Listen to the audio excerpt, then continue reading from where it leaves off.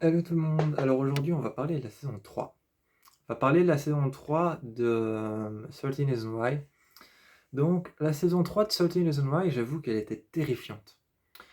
Je crois que la saison 3 de 13 Reasons Why c'était ma préférée parce qu'elle était vraiment terrifiante, elle abordait plein de sujets à la fois. Il y a un moment dans la saison 3 où au milieu on revient sur le sujet de la mort d'Anna et on revoit un peu des passages de la mort d'Anna et ce qui s'est passé pour qu'elle en arrive jusqu'à là. Il y a vraiment des passages dans la série où on revoit les traumatismes des élèves. Il y a des passages où on revoit un peu les visions de Clay, qui sont terrifiantes d'ailleurs. Elles sont terrifiantes et vraiment, j'avoue que la palette, la colorimétrie de celle-ci, de cette série-là, de cette saison-là, était juste terrifiante. Elle était terrifiante, la colorimétrie était vraiment noire, noire, noire. Il n'y avait pas d'autre couleur.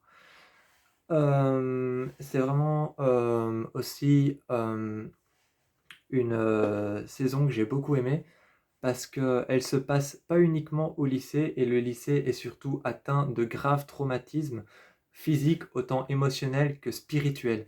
Donc la saison 3 est vraiment choquante parce que il y a des traumatismes par exemple physiques par rapport au lycée Liberty, déjà quel nom. Déjà quel nom, le lycée Liberty, pour un lycée dans lequel une élève s'est tuée, s'est suicidée. Donc le lycée dans la saison 3, on comprend alors que Jessica Davis a pris beaucoup plus d'importance que dans la saison 2.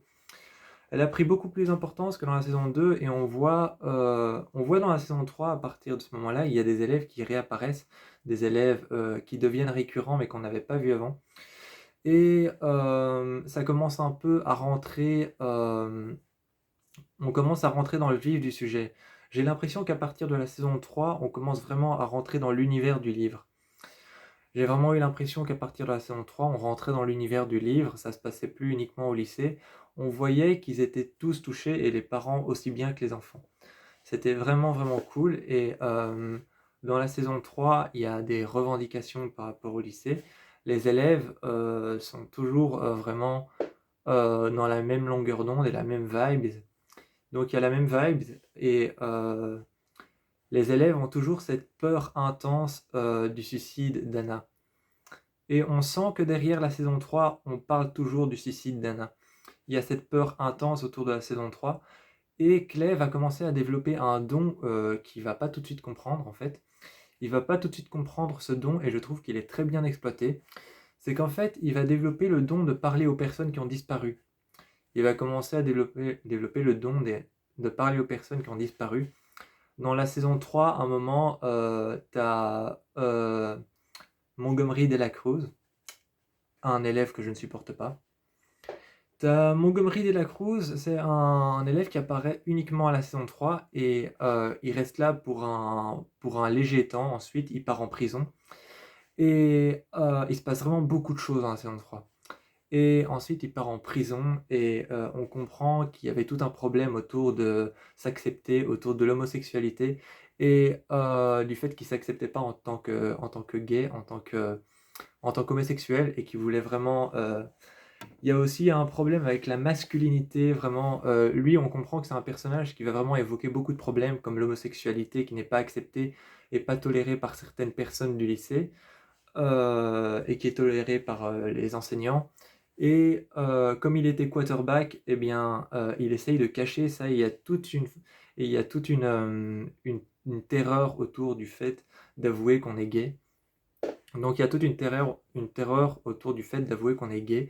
Et aussi toute une terreur autour du fait d'avouer qu'en plus d'être gay, on est censé garder l'anonymat pour pouvoir préserver sa place de quarterback parce que c'est une série qui est aussi très machiste.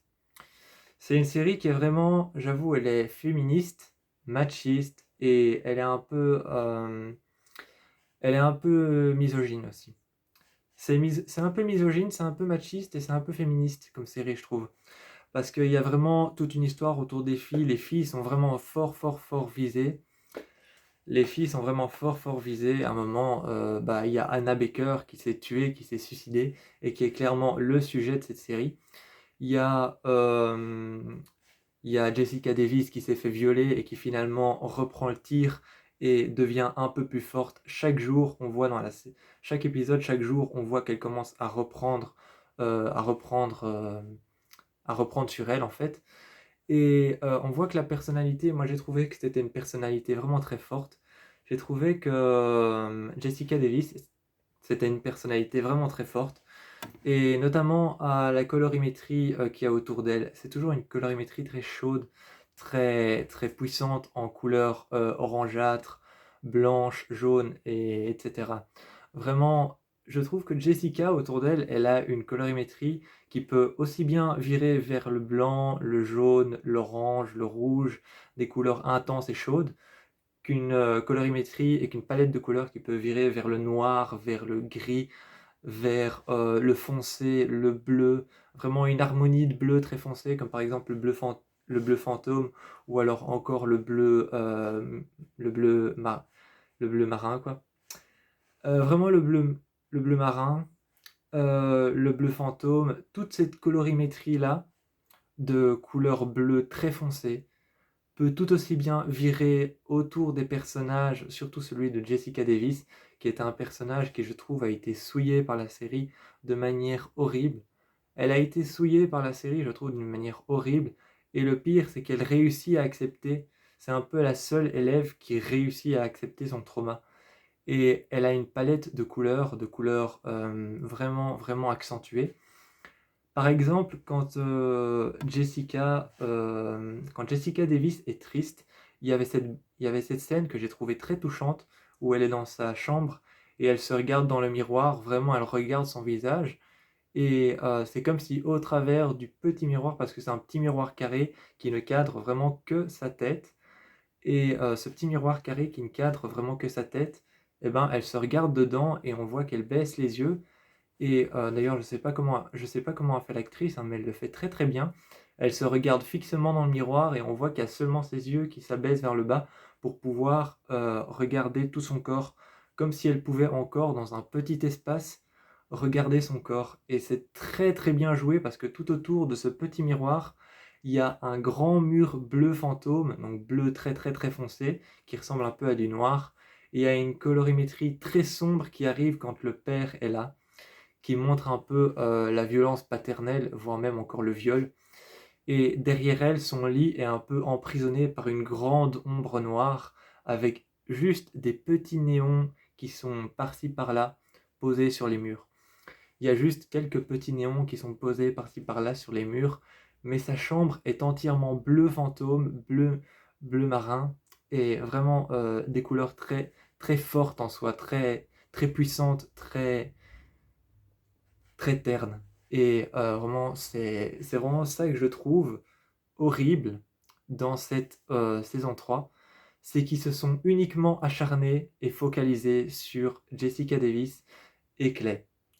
Clay, j'avais l'impression qu'il était totalement épargné dans la saison 3, mais que de temps en temps on revenait sur lui.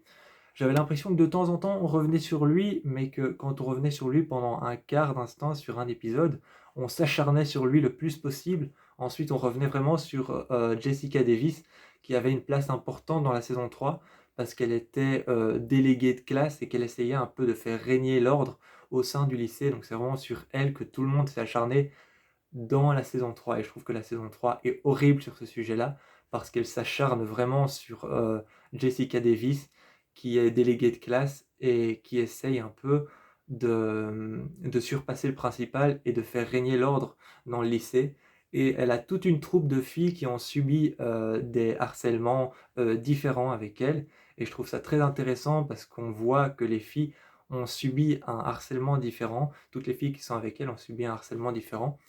On les voit pas nécessairement comme étant des personnages récurrents, mais elles sont là et on comprend leur traumatisme, même s'il n'est pas vraiment expliqué. Et tout tourne autour d'elles, parce que dans la saison 3, il va vraiment y avoir quelque chose de machiste, de féministe, et de vraiment un blocage sur la féminité, en fait. Il va vraiment y avoir du machisme, du féminisme et vraiment de la misogynie qui va bloquer sur le féminisme et sur son personnage. J'ai trouvé ça vraiment très intéressant de ne s'intéresser plus qu'à un seul personnage dans la saison 3 et d'en créer tout un univers autour qui était très féminin mais pour autant très sombre. C'est tout ce que j'ai à dire sur la saison 3. On passe à la saison 4.